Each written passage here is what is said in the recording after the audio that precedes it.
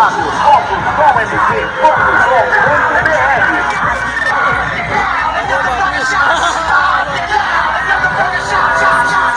é o DJ louco, o maquinista do Nevada.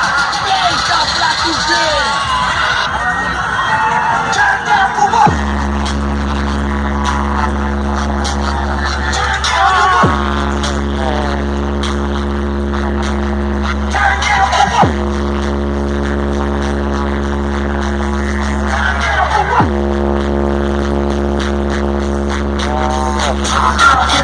E logo desculpa aqui o pessoal dessa música, eu gostei muito dela. Eu te avisei que não ia aguentar aí na pilha dos outros.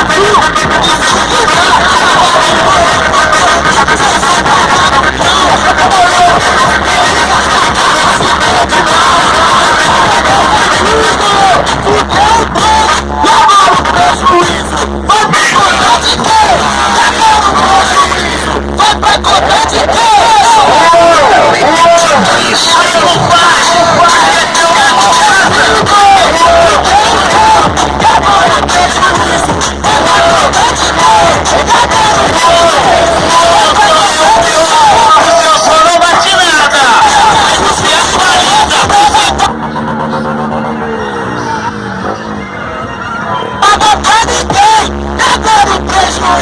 vai pra contar de quê? A crônica chegou.